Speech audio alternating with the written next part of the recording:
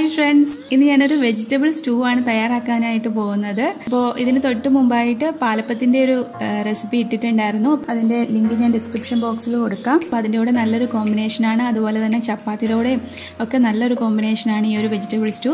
അപ്പോൾ അതെങ്ങനെയാണ് തയ്യാറാക്കുന്നതെന്ന് നോക്കാം. അതിന് വേണ്ടിയിട്ട് ഞാനിവിടെ ഒരു വലിയ സവാള എടുത്തിട്ടുണ്ട്, ഒരു വലിയ ക്യാരറ്റ്, 2 പൊട്ടറ്റോ, 3 പച്ചമുളക്, കോളിഫ്ലവറിൻ്റെ കുറച്ച് ഭാഗം എടുത്തിട്ടുണ്ട്, 8 ബീൻസ് എടുത്തിട്ടുണ്ട്, 2 ടേബിൾ സ്പൂൺ ഗ്രീൻ പീസ് എടുത്തിട്ടുണ്ട്. അപ്പോൾ ഇതെല്ലാം തന്നെ ഈ ഒരു രീതിയിൽ സ്ക്വയറായിട്ടാണ് കട്ട് ചെയ്തിരിക്കുന്നത്.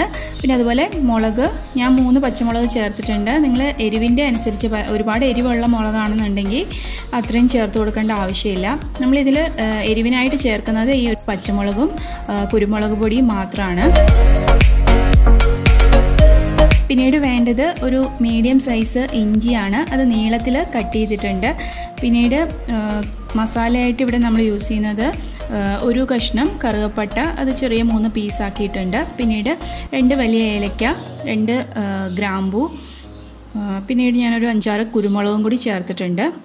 പിന്നീട് വേണ്ടത് കുറച്ച് കറിവേപ്പിലയാണ്. പിന്നീട് 1 കപ്പ് തേങ്ങാപ്പാലാണ് എടുത്തിരിക്കുന്നത്. ഇത് ഞാനിവിടെ 1-ാം പാൽ മാത്രമേ യൂസ് ചെയ്യുന്നുള്ളൂ. പിന്നീട് വേണ്ടത് 1 ടേബിൾ സ്പൂൺ കോൺഫ്ലോർ 1 കപ്പ് വെള്ളത്തിൽ കലക്കിയിട്ടാണ് കലക്കി വെച്ചിട്ടുണ്ട്. ഇത് നമുക്കതിനകത്ത് ചേർത്ത് കൊടുക്കേണ്ടതാണ്.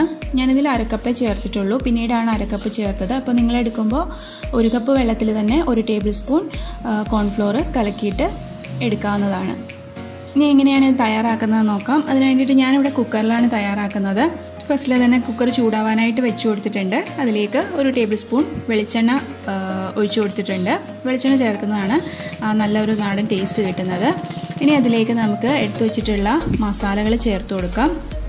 ആ മസാല ഒന്ന് ചൂടായി ചെറുതായിട്ടൊന്ന് പൊട്ടിയൊക്കെ തുടങ്ങും, ആ ഏലക്കയൊക്കെ ഒന്ന് പൊട്ടി വരും. ആ ഒരു സമയത്ത് നമുക്കതിലേക്ക് ഇഞ്ചിയും പച്ചമുളകും കൂടി ചേർത്ത് കൊടുക്കാം.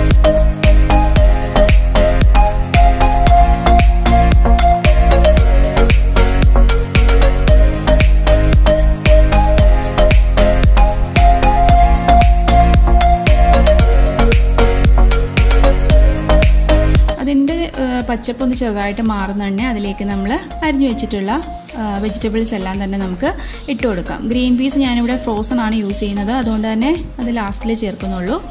ബാക്കി വെജിറ്റബിൾസ് എല്ലാം തന്നെ നമുക്കിതിലേക്ക് ഇട്ട് കൊടുക്കാം.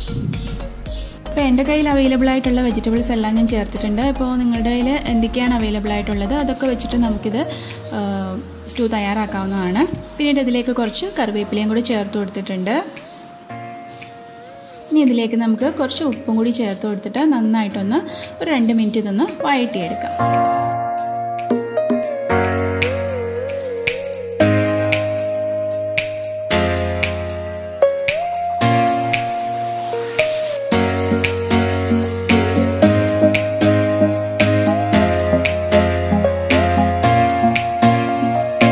നമുക്കതിലേക്ക് ഗ്രീൻ പീസും കൂടെ ചേർത്ത് കൊടുക്കാം.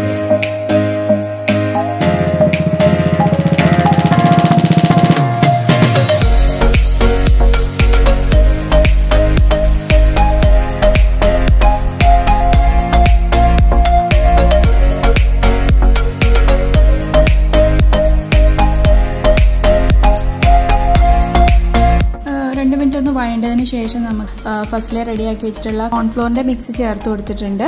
മൊത്തം 1 കപ്പ് വെള്ളത്തിലാണ് കോൺഫ്ലോറിൻ്റെ മിക്സ് ചേർത്തിരിക്കുന്നത്. നന്നായിട്ടൊന്ന് മിക്സ് ചെയ്ത് കൊടുക്കാം.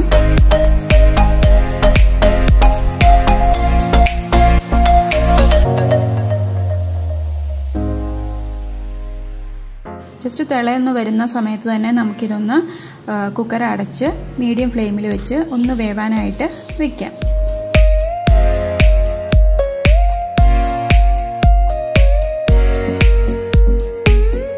ഒരു വിസിൽ അടിച്ചതിന് ശേഷം കംപ്ലീറ്റ് പ്രഷറും പോയതിന് ശേഷം ഇത് നമുക്ക് ഓപ്പൺ ചെയ്യാം.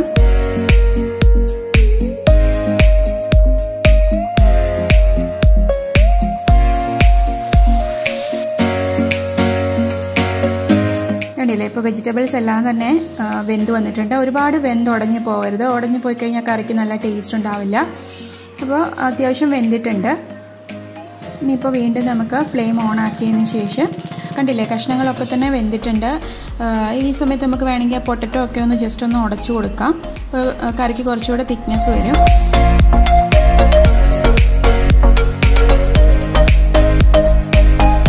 ഇപ്പോൾ കറി നന്നായിട്ട് തിളച്ച് വന്നിട്ടുണ്ട്. ഇനിയിപ്പോൾ ഇതിലേക്ക് നമ്മൾ എടുത്തു വെച്ചിരുന്ന ഒരു കപ്പ് തേങ്ങാപ്പാലാണ് ചേർത്ത് കൊടുത്തിരിക്കുന്നത്.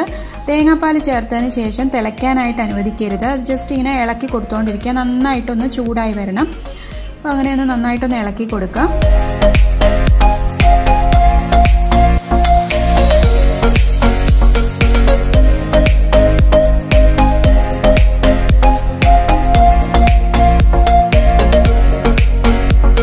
സമയത്ത് നമുക്ക് എരിവൊന്ന് ചെക്ക് ചെയ്യാം. എരിവ് പോരാന്നുണ്ടെങ്കിൽ കുരുമുളക് പൊടി ചേർത്ത് കൊടുക്കാം.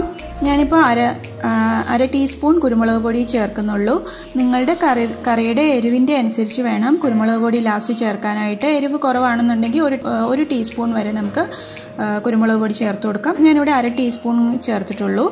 പിന്നീട് ഉപ്പ് നോക്കുക.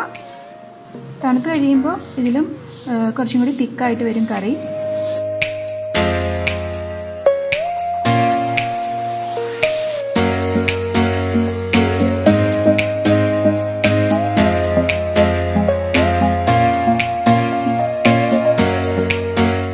കറി നന്നായിട്ട് തിക്കായിട്ട് തോന്നുന്നുണ്ടെങ്കിൽ ഇതിലേക്ക് അരക്കപ്പ് ചൂടുവെള്ളം കൂടെ ചേർത്ത് കൊടുത്താൽ മതി.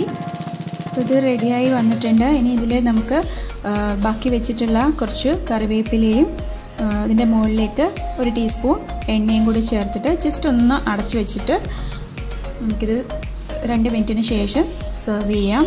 അപ്പോൾ ഇത്രയേ ഉള്ളൂ. വളരെ സിമ്പിളായിട്ട് നമുക്ക് വെറും 5 മിനിറ്റ് കൊണ്ട് തന്നെ തയ്യാറാക്കി എടുക്കാവുന്ന ഒരു സ്റ്റൂ ആണിത്. എല്ലാവരും തയ്യാറാക്കി നോക്കുമെന്ന് വിചാരിക്കുന്നു. ഇല്ലേ, നല്ല ടേസ്റ്റി ആയിട്ടുള്ള വളരെ ഈസി ആയിട്ട് നമുക്ക് ചെയ്യാൻ പറ്റുന്ന ഒരു സ്റ്റൂവിൻ്റെ റെസിപ്പിയാണ്. എല്ലാവരും ട്രൈ ചെയ്ത് നോക്കുമെന്ന് വിചാരിക്കുന്നു.